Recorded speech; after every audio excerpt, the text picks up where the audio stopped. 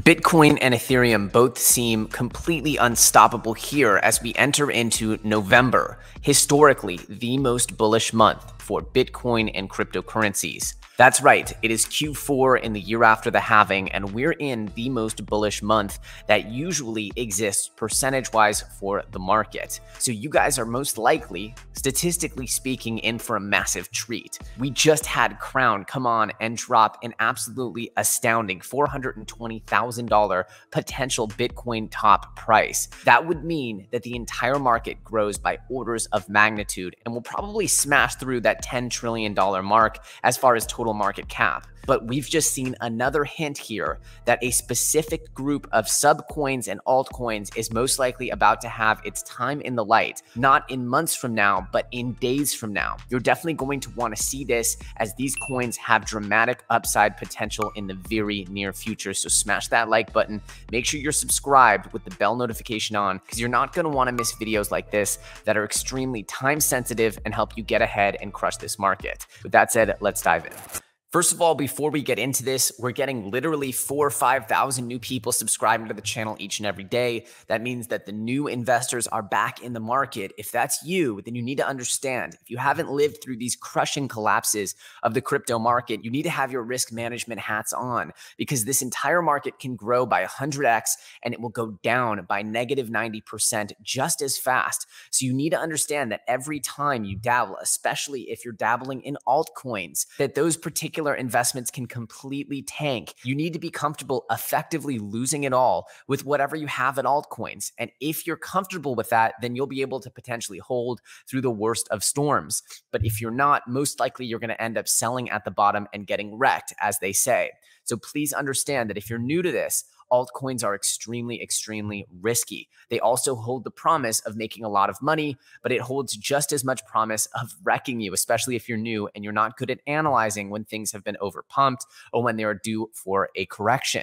With that said, let's dive in. I want to start here with this tweet here from Bitcoin Archive showing that when Bitcoin makes a new all-time high on the monthly close, which is what we just did, it usually means it's just getting started. If we go back to 2012, we see that there was a 4,000% increase here from 2012 to 2013. We see that after the double bubble here, which is pretty analogous to what we just went through, we saw an 829% growth here at the end of 2013. Now, of course, Bitcoin was a little baby asset back then, so it's hard to compare to what it is now.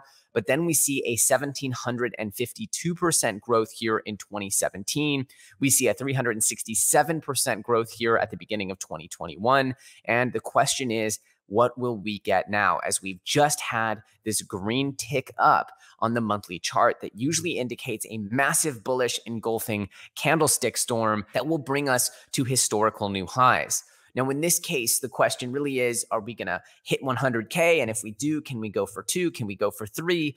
We really don't know as things get wildly parabolic, and that's when the most risk sets in. But historically, as Bitcoin does its thing, the altcoins go absolutely berserk and start making millionaires out of nowhere. That's just how things have operated. And just like we've been telling you and telling you and telling you during the quiet times, when DOT was doing absolutely nothing, when no one was talking about it, we were saying that Polkadot narrative is going to come ripping and roaring back as DOT crowd loans take place. Now, if you guys don't know what Polkadot crowd loans are, we've explained it and explained it. You can dig up an old video here on the channel where we explain it in depth, or Google it yourself. But essentially, this is the birth of the Polkadot ecosystem in live time. And it means that the DOT coin is going to get consumed like crazy as people secure their parachains. And so right now, as Bitcoin's looking to get dramatically bullish, we have DOT going live. The opportunity for DOT ecosystem projects, as we call them, those altcoins within the Polkadot ecosystem, is going to be incredible.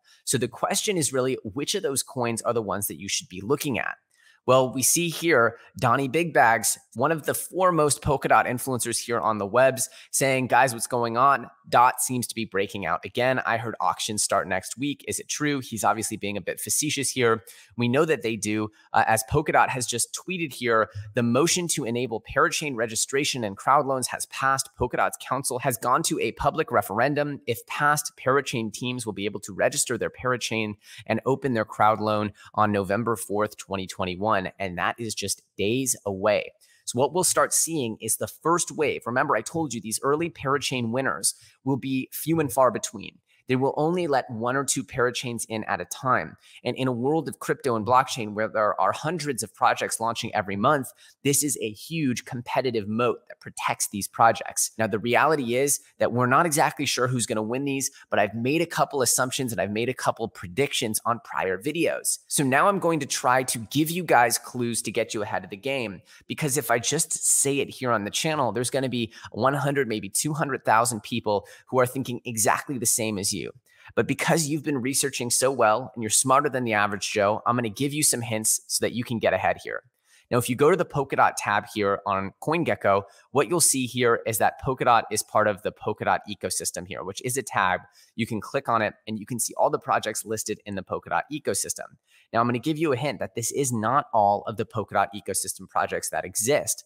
What you really want to be doing is digging up Polkadot ecosystem projects across the web by doing research, getting into Discords, getting into Telegram groups, and finding and building your knowledge of this ecosystem. Because I do believe that the early movers in NFT and metaverse and gaming on Polkadot, just like in other projects in other different ecosystems, will be massively successful. Beyond that, of course, DeFi and all these other coins will pop off. The usual suspects of new movers in the Polkadot ecosystem, they will have tremendous success, I believe. And that's why I've been heavily positioned into this ecosystem. But this is the magic here, is that I believe that some of these coins, especially the metaverse and gaming ones, will have potential 100x or more gains to be had if you're able to snipe them before they become mainstream topics. That's your goal, is to get them before they show up on channels like this one here. And as we look at the top 100 charts here on CoinGecko, it's painfully obvious that Sandbox here is absolutely crushing it with a 35% gain,